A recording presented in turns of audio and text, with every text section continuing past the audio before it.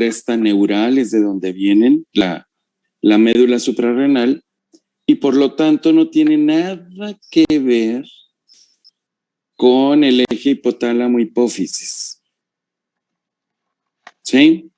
Es un origen diferente, es un origen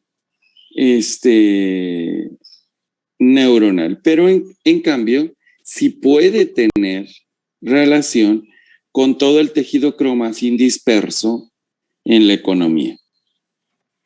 Entonces puede verse involucrada la médula suprarrenal con lesiones o tumores de origen cromafín, como el tumor medular de tiroides, de cáncer medular de tiroides, de las células parafoliculares, con tumores de paratormona, con tumores pancreáticos de células cromafines como los que producen gastrina, péptido intestinal vasoactivo, o el tejido cromafín del intestino. Médula suprarrenal entonces se ve implicada en la neoplasia endocrina múltiple. No la corteza, Solamente médula suprarrenal se encuentra involucrada en neoplasia endocrina múltiple. Y su secreción son hormonas derivadas de aminoácidos, al igual que las hormonas tiroideas. Por lo tanto, los receptores de las hormonas producidas en glándula suprarrenal, en la médula suprarrenal, van a estar localizados en el núcleo de las células de los órganos blancos. Son productoras de catecolaminas. ¿Cuáles son las catecolaminas? Son neurotransmisores, dopamina, noradrenalina y adrenalina. ¿Ok? Todas son derivadas de tiramina. Todo lo que produzca tiramina o al ingerir tiramina va a incrementar la secreción de catecolaminas. ¿Ok? ¿Estamos? Entonces es un punto muy importante que tenemos que revisar y tomar en cuenta cuando estamos en esas patologías. ¿Sí? Bien. Corteza suprarrenal es de origen mesenquimal, mesodérmico. ¿Sí? Origen mesodérmico. Esta, tú mismo, Salomón, está formada por diferentes estratos celulares. ¿Cuáles son esos, Salomón?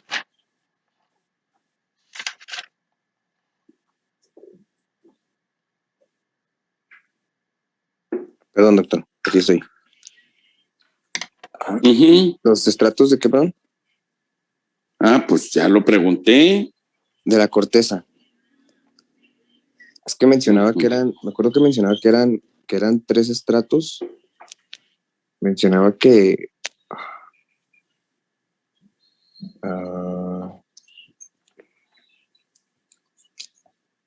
no, es que me acuerdo más o sea, que solamente los dividía como estratos funcionales y como lo que eran estratos histológicos.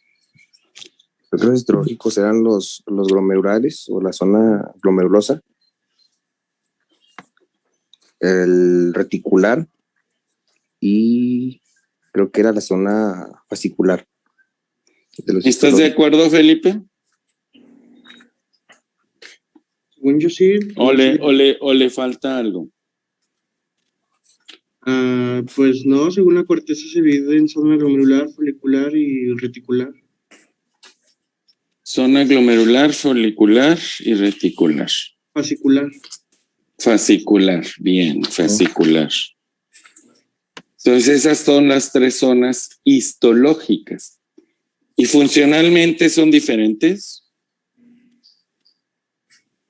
No que yo sepa. ¿No? No, igual son esas tres, glomerular, fascicular y reticular. Sí, pero funcionalmente la pregunta, ¿funcionalmente son diferentes? Ah, sí, Memo. Ok, sí, Felipe, a ver, cada una contesta. produce hormonas, bueno, distintas hormonas, o se centra ¿Cuáles más que son? nada. ¿Cuáles son? La glomerular se centra en los mineralocorticoides, especialmente en la Ujú. testosterona. La fascicular en el cortisol, aunque también produce una cantidad pequeña de andrógenos. Y la reticular se centra específicamente en la producción de andrógenos. Bien. Entonces, una produce mineralocorticoides, otra produce glucocorticoides y otra produce andrógenos, principalmente. ¿Cuáles son las zonas de la corteza que están bajo el control hipotálamo hipofisario? ¿Puedo contestar, doctor? Sí, Memo. Leí que era la zona fascicular, más que nada. Pero, ¿Qué produce cuál? glucocorticoides, más que nada en su mayoría el cortisol. Pero también la zona reticular tiene su influencia por la ACTH, Ajá, ¿y qué produce qué? andrógenos suprarrenales. Entonces, andrógenos y glucocorticoides están regidos por el eje hipotálamo-hipófisis. Por favor, que no se nos olvide eso. Glucocorticoides y andrógenos son los que están regidos por eje hipotálamo-hipófisis. ¿Sí? ¿Sí, Felipe? ¿Sí, Salomón? Francisco. Doctor, una pregunta. Yo estaba leyendo y decía que la zona glomerular también estaba controlada, pero su efecto era muchísimo menor que, por ejemplo, el de sobre la glomerular, pero que sí había un efecto. Prácticamente mineralocorticoides son regidos por otro sistema, el sistema renina-angiotensina. Entonces no se ven prácticamente afectados por lesiones hipofisarias o hipotalámicas. Esa es la diferencia, Felipe, ¿sí? Cuando tenemos lesiones de hipotálamo o de hipófisis, vamos a ver nada más afección de glucocorticoides, de manera principal. La acción mineralocorticoidea, mineralocorticoidea se mantiene hasta cierto punto intacta. Sí hay ligera afección, pero hasta cierto punto no se va a ver manifestada por eso. Cuando hay daño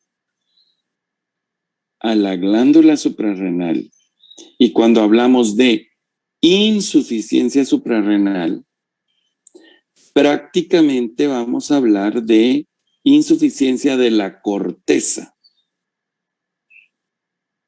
¿Sí? Lo que se daña cuando hay una adrenalitis es corteza.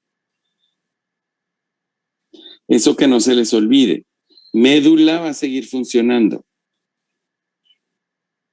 Entonces, en el caso en que un paciente presente insuficiencia suprarrenal primaria, vamos a tener afección de glucocorticoides, mineralocorticoides y andrógenos. ¿Estamos? ¿Sí, Pip? Ok.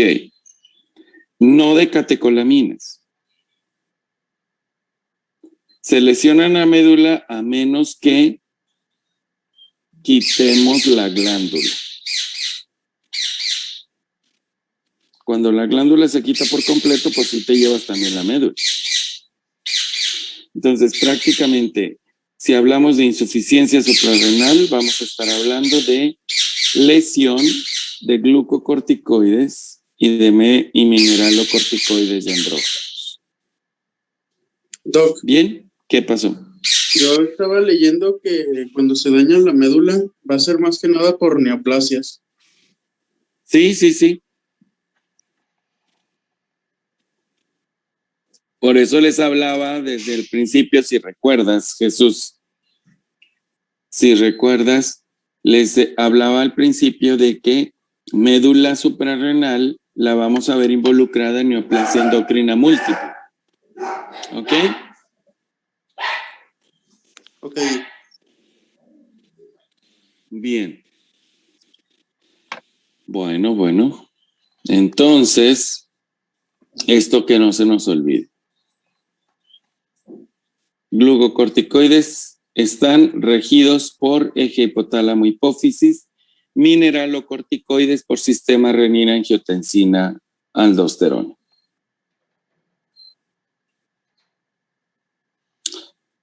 ¿Para qué sirven los glucocorticoides? ¿Qué función tienen? Ángel Cueto.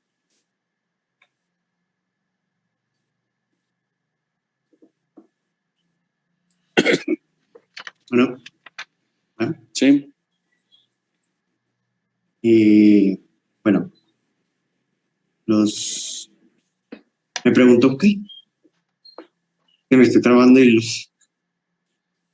no le ¿Y entendí. qué? Que me Pues estoy yo no te trabando. entiendo a ti.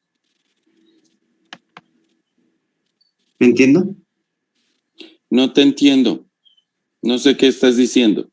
Que me está trabando. No le Te entendí muy bien.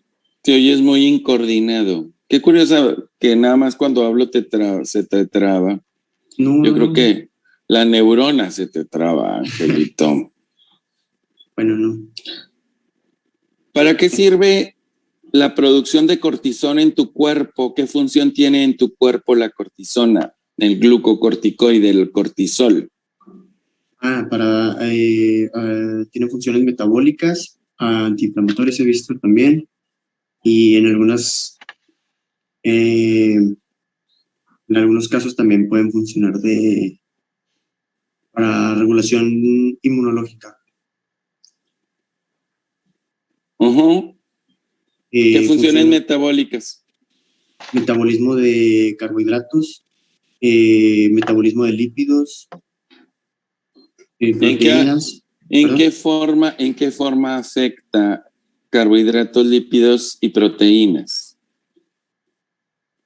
Mm, ¿Qué provoca el cortisol en carbohidratos, lípidos y proteínas? Esa es la pregunta. ¿Para qué te sirve a ti tener o producir cortisol?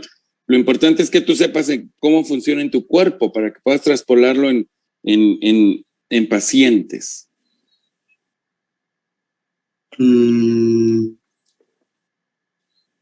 Es en la síntesis y en la, ¿En la síntesis de qué? era en la síntesis proteica, en la, en la destrucción de las moléculas de hidratos de carbono y la transformación de los lípidos a reserva, ¿no?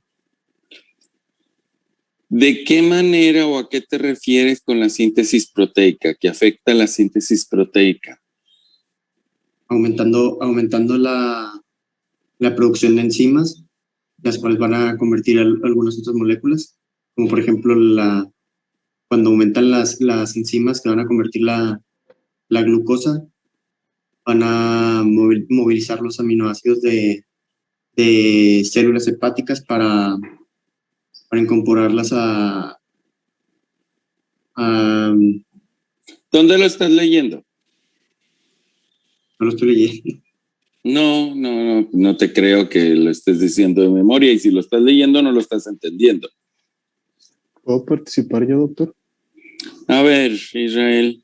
Bueno, yo leí un libro de endocrino de Dorantes y ahí había un esquema muy padre que dividía las funciones en dos, las funciones metabólicas y las funciones que tenía a nivel del sistema cardiovascular.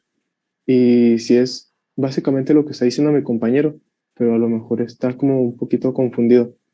Por ejemplo, si aumenta la producción de proteínas, en este caso de enzimas, porque va a aumentar la gluconeogénesis, va a aumentar la glicogenólisis, la proteólisis y la lipólisis. O sea, va a Muy destruir, bien. lípidos, carbohidratos y proteínas para, pues, formar energía a partir de ahí. Glucosa. Ajá, glucosa. Entonces, ¿sí queda claro eso, Ángel? O sea, gluconeogénesis y glucogenólisis a partir de la activación de cortisol. ¿Sí? Esa es la forma metabólica. ¿Qué es gluconeogénesis, Ángel? ¿Te acuerdas de bien? La producción de glucosa a partir de otras moléculas. De moléculas que no sean carbohidratos. Ujú. ¿Sí? Eso es gluconeogénesis. ¿Y cuáles son esas moléculas que no son carbohidratos de donde se obtiene la glucosa? Me parece que es a partir de lípidos. Lípidos, Sí. esa es una. De ácidos grasos, específicamente, ¿no? Pues esos son los lípidos y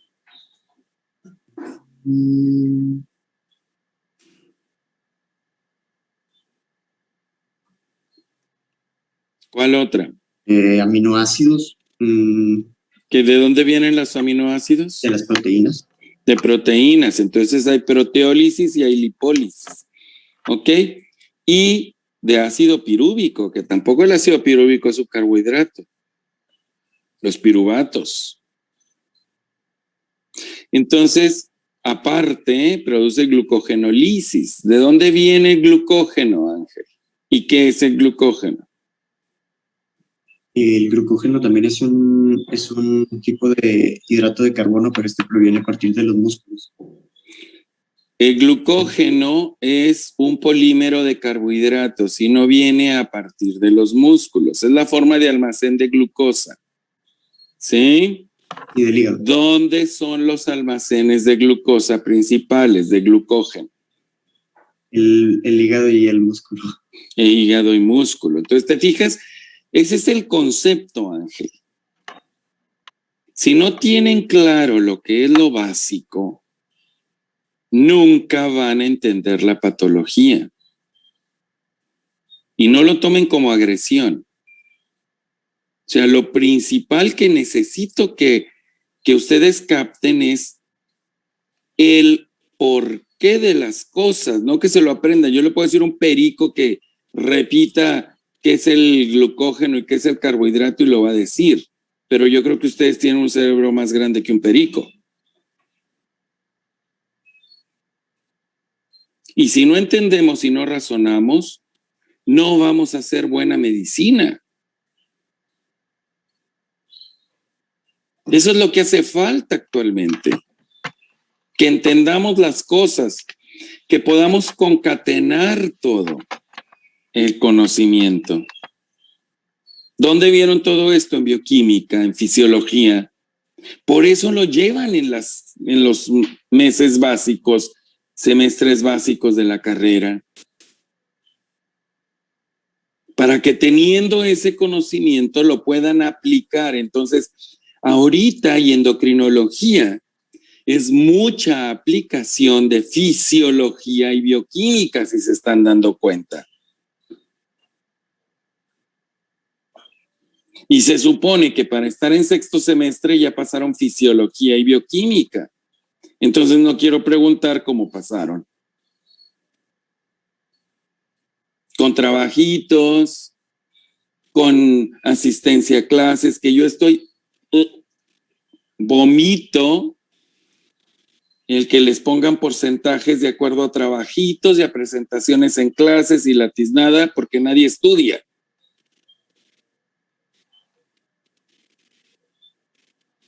Y necesitamos estudiar, necesitamos poner a trabajar el cerebro, no los dedos buscando en Google para ver qué es. Eso es lo que hace la generación de ustedes, al tener tanto internet a la mano.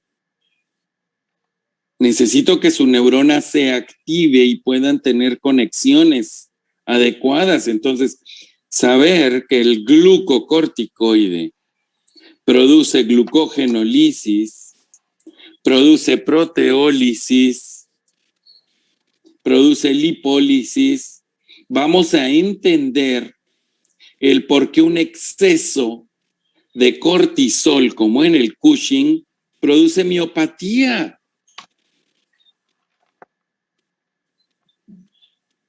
Con lesión y destrucción muscular.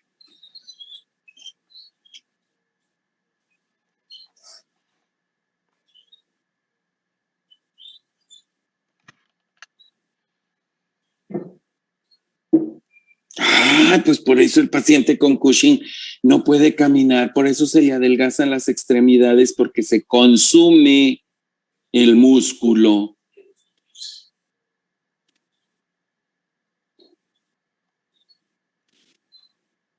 ¿Sí? ¿Entendemos el porqué de esto, Ángel Cueto? Isra, Memo, Felipe, Salomón, tú que estás con la cámara apagada porque estás en el baño o estás haciendo cuchi cuchi con el café. No, El café. El café calientito, líquido. No me gusta el café. No, otro café.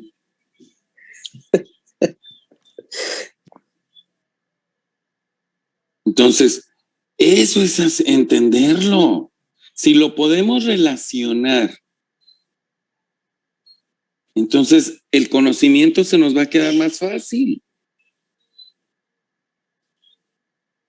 Si captamos eso, porque ya podemos entender la patología. Y entonces vamos a entender el por qué se presenta de esta o de otra manera. ¿Sí? Entonces, al producir glucogenolisis, que es destrucción del glucógeno para que salga glucosa, y gluconeogénesis, vamos a tener un ambiente incrementado de glucosa. ¿Cuál es el principal estímulo para que se libere cortisol en forma fisiológica? La hipoglucemia.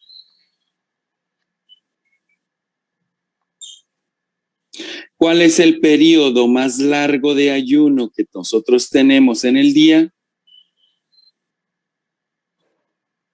La noche. ¿Cuál es el periodo, al tener más largo ayuno, de mayor riesgo de hipoglucemia? La noche. ¿Por qué se produce mayor cantidad de cortisol en la madrugada? Para evitar la hipoglucemia. Y entonces entendemos el ciclo circadiano normal del cortisol. ¿Se dan cuenta? ¿Por qué? Por la función del cortisol. Sí, Ángel, estamos. Y entonces así ya nos explicamos el por qué el cortisol tiene un ciclo circadiano de secreción incrementado en la noche. Al ser la hipoglucemia el principal estímulo, entonces se considera cortisol una hormona antagónica de la insulina en forma fisiológica. Y si su fin por estimulación es incrementar la producción de glucosa, es una hormona diabetogénica.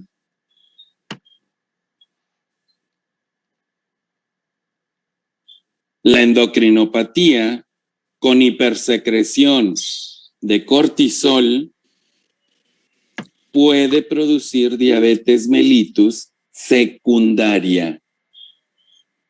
Es una de las causas de diabetes mellitus secundaria endocrinológica, el Cushing o hipercortisolismo.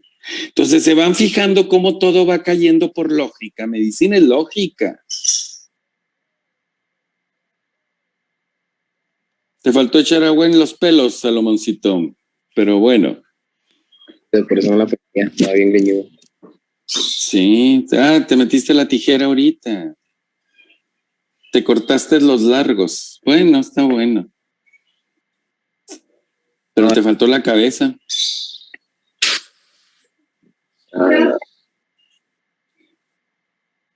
¿Dudas? ¿Alguien que quiera que tenga algún comentario? Muchachas que están muy calladas. Nada más los peladillos están hablando. Queda claro, Gloria, Salma, Danielita, están recordando todo eso. Ana Lilia, ya te estás comiendo tu yogurt, ¿verdad? No.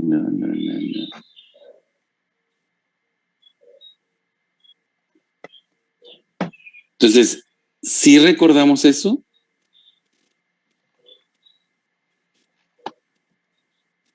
Y así se nos facilita el poder entender toda la patología. ¿Sí estamos, Isra? Sí, doctor. Entonces, glucocorticoides nos alteran el metabolismo, pero nos hablaba Ángel de que también es antiinflamatorio. ¿Por qué es antiinflamatorio, Salomón? No llores. Allá hay Kleenex. No, estoy llorando todavía. ¿Por qué? ¿Por qué tiene acción antiinflamatoria? Pero es que sí, cuando me aprendí el carro se conectó el celular y no escuché. Apenas ahorita lo estoy escuchando. Uh-huh. Sé que, perdón. Ahora sí contesta, pues ya me estás escuchando. Pero ¿Qué acción o por qué tiene una acción antiinflamatoria el cortisol? ¿el cortisol? No, hijo, la vecina de al lado es antiinflamatoria. Pues, ¿en qué estamos? Es que me perdí poquito, pero sí. No me acuerdo, doctor. No recuerdo. ¿No te pedí que leyeras el fin de semana? Sí. Y es cosa que tienes que saber, Salomón. O sea que para ahorita, si te pregunto qué es la clavícula, no vas a saber. Porque no lo recuerdas, porque lo viste en primer semestre. ¿Esa es la responsabilidad que tienes? No, doctor. Pues espero que lo corrijas, ¿eh? Sí, doctor. Los pacientes necesitan eso. No van a llegarte a preguntar qué promedio sacaste en la carrera. ¿Sabes cuál es tu más grande responsabilidad como médico, Salomón? No, doctor. ¿No tienes idea? ¿O por qué estudiaste medicina? Pues con los pacientes es la más grande responsabilidad. ¿Por qué? Pues porque estoy atendiendo sus personas, sus vidas, ¿Qué es No. lo más valioso que tú tienes? mi familia. ¿Sí? ¿Mm? Pero tú en lo personal, Yo pues mi salud. tu vida. Ujú. ¿Y sabes qué es lo que van a poner los pacientes en tus manos? Sí, su vida. Su vida. Ujú. Entonces, ¿sabes qué esperan ellos de ti? Ujú. Que los trates con respeto. Cierto. Y el respeto significa conocimiento. Cierto. Porque vas a saber que estás recetando y que lo que les estás dando no los va a dañar. ¿Sabes por qué se ha perdido esa confianza en el médico? Por falta de conocimiento. Por mediocridad. ¿Qué es eso?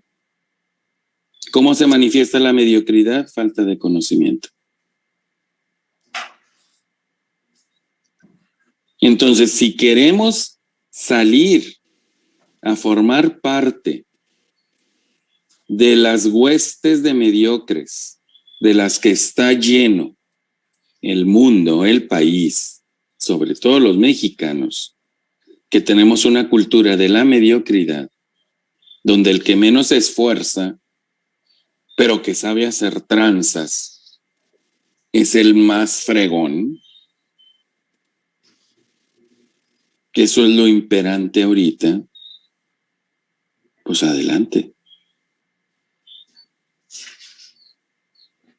Pero no sé, yo en lo personal los exhorto a que no sean gente conformista y que traten de ser mejores cada día, no comparados con alguien más, con ustedes mismos. Porque el primero que se mete la zancadilla es uno mismo. Y uno tiene que vencer esa inercia.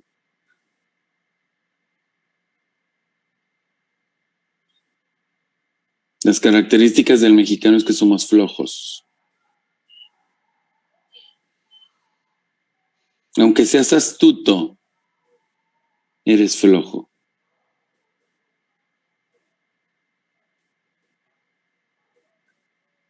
Entonces, pues vamos a romper con eso. Y vamos a pensar que esa inteligencia que nos da la astucia, de donde se deriva la astucia, la podemos utilizar de una manera muy adecuada.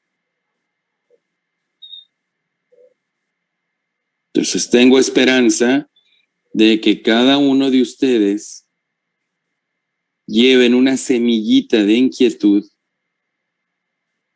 para ser mejores cada día. No me importa si les caigo mal o bien, a mí no me interesa eso. Me interesa dejarles una semilla de inquietud de que sean mejores ustedes, porque les va a facilitar la vida, ayudarles a hacer las cosas bien.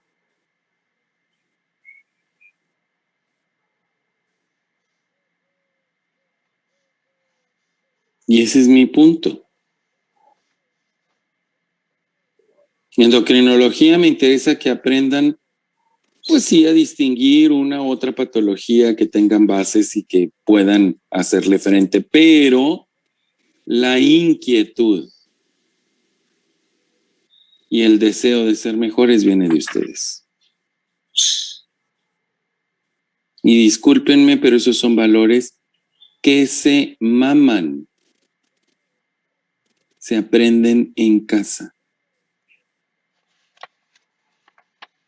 Entonces, honren a sus padres con actitudes adecuadas, siendo mejores día a día. Hónrenlos y a sus predecesores en la familia. Si tu familia es lo más valiosa, hónralo. Y hónrala siendo mejor, quitando todo lo demás. Y transfórmate en un ser humano que viene a poner un granito de arena para transformar tu entorno. Dicho entonces esto, que ya pasó la hora de reflexión.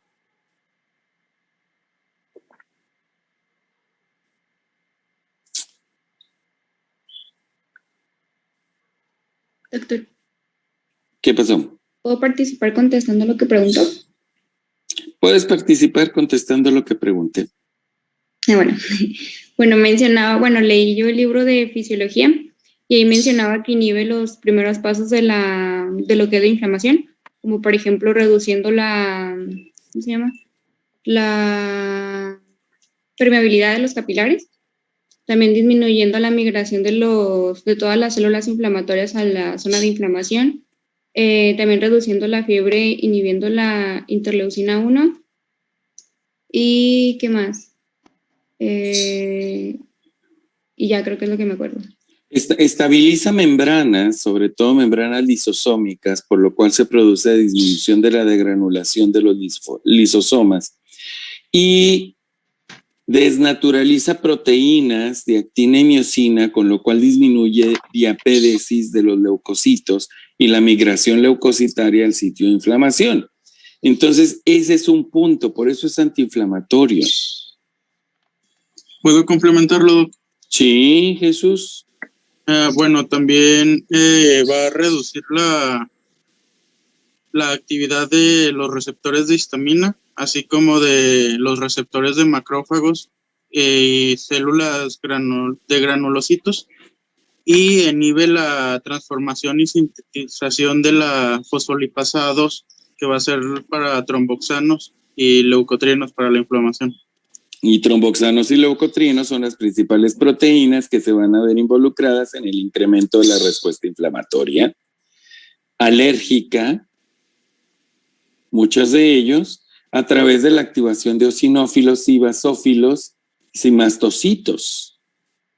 Esa es una línea que no es más que otro proceso inflamatorio, más la línea de los macrófagos que viene de los monocitos y de los neutrófilos para la respuesta complementaria. Entonces tenemos esas dos fases.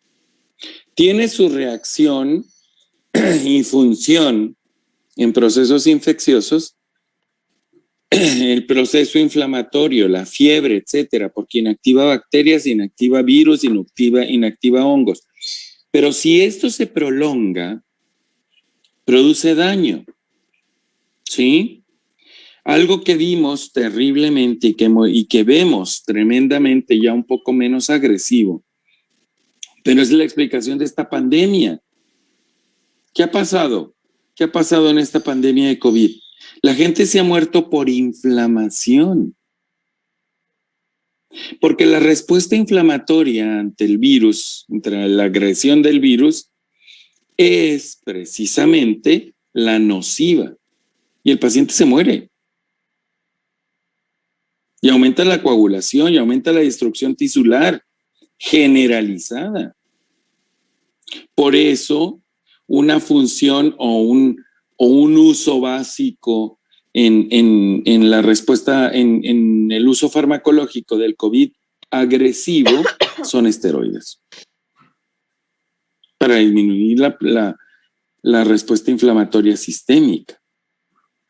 Ya después se agregan algunos otros específicos, anti-interleucina, antifactor de necrosis tumoral, etcétera. Sí, para las respuestas de Jesús y de Ana Lilia son complementarias, porque Ana Lilia habló del proceso del macrófago, del granulocito, y Jesús habla también de la parte complementaria de mastocitos y eosinófilos, donde entran todos los factores, tanto alérgicos como infecciosos, que provocan este tipo de respuesta inflamatoria. Entonces, los glucocorticoides se elevan en un proceso inflamatorio. Y si entendemos esta respuesta fisiológica, porque en todo proceso inflamatorio las suprarrenales responden incrementando la producción de cortisol, podemos entender que en un paciente que tenga daño suprarrenal con insuficiencia suprarrenal, si tiene un proceso infeccioso o un proceso inflamatorio, una cirugía, un traumatismo, etcétera, donde hay inflamación, tenemos que incrementar la suplementación de cortisona. ¿Verdad? Y eso es el hacer bien y el poder entender el por qué se requiere un incremento de estos ante un paciente que tenga este tipo de situaciones. ¿Sí? Estamos.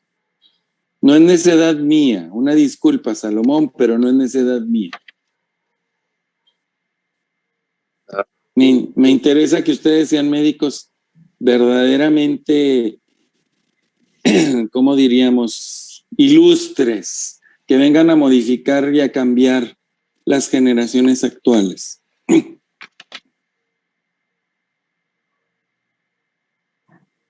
¿Ok? Bueno, entonces les voy a mandar artículos de Cushing, ¿sí? porque es lo que vamos a empezar a ver. Posteriormente vamos a ver artículos de masa suprarrenal, donde vamos a revisar hiperaldosteronismo, donde vamos a revisar feocromocitoma, que es prácticamente la patología de la médula suprarrenal. Después vamos a revisar hiperplasia suprarrenal congénita. Y por último, insuficiencia suprarrenal o Addison y la emergencia suprarrenal, que es la crisis addisoniana. ¿Ok? ¿Estamos? Muy bien, jovencitos. Nos vemos mañana.